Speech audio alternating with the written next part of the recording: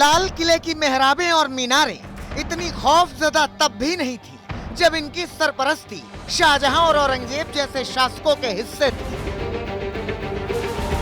तब भी इस कदर नहीं कांपा था लाहौरी दरवाजा जब लुटेरे नादिर शाह ने इस पर अधिकार किया था।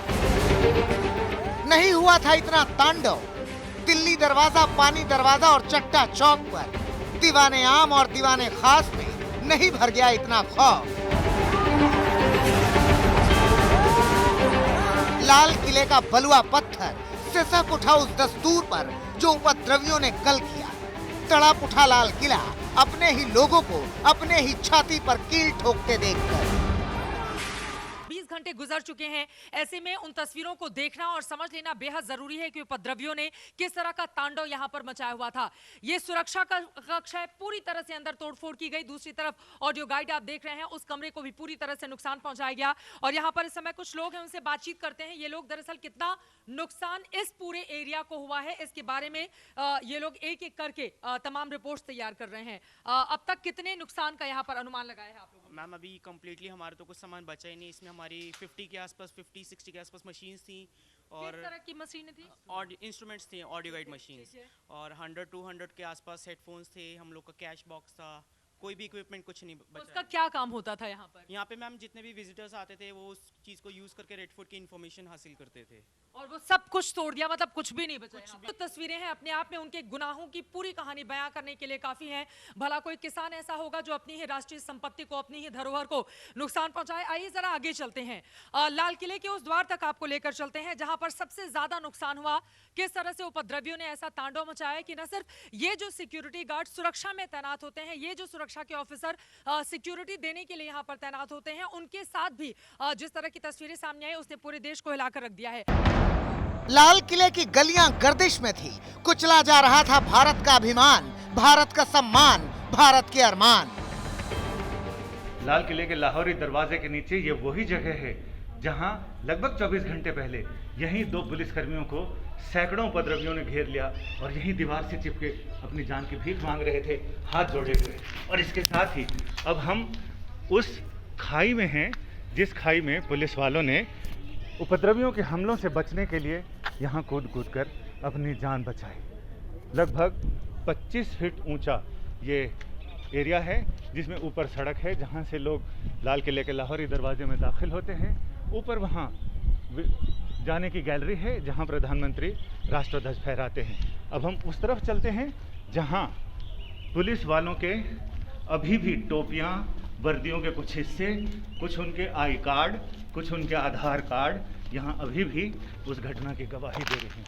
अब साहब ये देखिए, यहाँ तमाम चीज़ें, ये पुलिस वालों के आई कार्ड और आधार कार्ड हैं जो यहाँ रह गए हैं। हेलमेट है, उधर CISF के एक जवान की टोपी पड़ी है। तो इस तरह से बहुत सारी ऐसी चीज़ें हैं। और अगर हम इसका चक्कर लगाएं तो बहुत सारे पुलिस वालों के वॉकी टॉकी अभी तक वहीं पड़े हैं जो केस प्रॉपर्टी की तरह होंगे, और जब इस मामले की जांच चलेगी तो उस समय वो चीज़ें काम आएंगी। ये दीवारें देश की ताकत की प्रतीक है। ये लाल रंग में रंगा किला देश के माथे का तिलक है जिसके लिए न जाने कितने क्रांतिकारियों ने अपनी जान न्यौछावर कर दी। आंदोलन के नाम पर मची अराजकता ने लाल किले के इतिहास में कल की तारीख को काले अक्षरों में लिख दिया। ये ऐसा दाग है जिसे धुलने में बरसों बरस लगेंगे। तोपों और गोलियों को कई सालों तक झेलने वाले इस किले में हुई तोड़फोड़ ने भारत की आत्मा पर हमला किया है। ये जो साइड में, ताकि लोग गिरे ना, बहुत छोटे छोटे बच्चे आते हैं, तो यहाँ पर ये जो डिवाइडर बना के रखा गया था इसको भी पूरी तरह से, ये भारी पत्थर है लेकिन सोचिए कितनी जोर से इसको पुश किया गया होगा कि ये पूरी तरह से नीचे जा चुका है। और यहाँ पर अपनी जान को बचाने के लिए बहुत सारे ऐसे अधिकारी थे, बहुत सारे ऐसे यहाँ सुरक्षा में तैनात जवान थे जिनको नीचे तक छलांग लगा देनी पड़ी थी। यहाँ देखिए कितनी ज्यादा उन लोगों को चोटें आई होंगी, इस जगह को देखकर आप अंदाजा लगा सकते हैं। राजतंत्र से लेकर लोकतंत्र का सफर तय कर चुका लाल किला, जिसने इस फर्क को बहुत करीब से देखा है। मुगलों से लेकर अंग्रेजों तक न जाने कितनी बार चेहरे बदले। जिस दिन इसकी प्राचीर पर तिरंगा लहराया उस दिन से ये हिंदुस्तान हो गया, तिरंगा इसका ईमान हो गया और जय हिंद इसका सम्मान हो गया। लेकिन किसी ने कभी नहीं सोचा होगा कि जिस गणतंत्र की ताकत का ये एहसास कराता है, उस लोकतंत्र के नाम पर अराजकता का घिनौना खेल इसके सामने खेला जाएगा।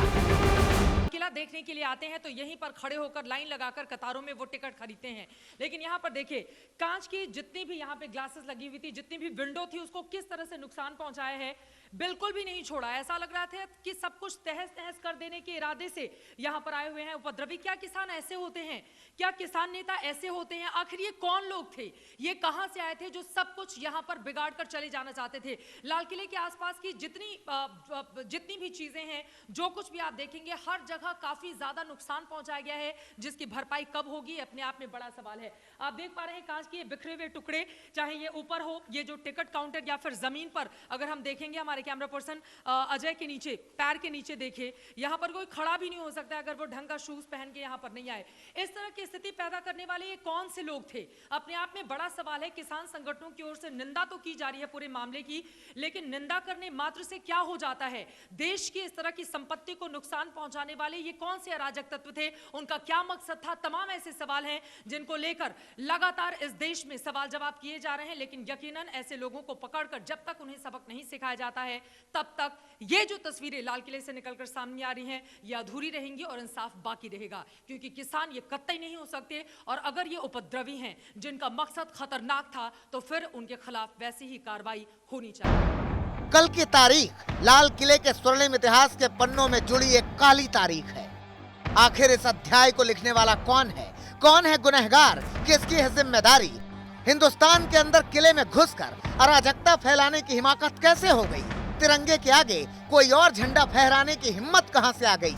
ऐसे कई सवाल हैं जो आज लाल किले से निकल रहे हैं, क्योंकि यह न किसी धर्म की भाषा समझता है, न जात की और न ही सियासत की। ये अपने आप में हिंदुस्तान है, तिरंगा इसकी शान है, लोकतंत्र इसके कान है और जय हिंद इसकी जुबान है।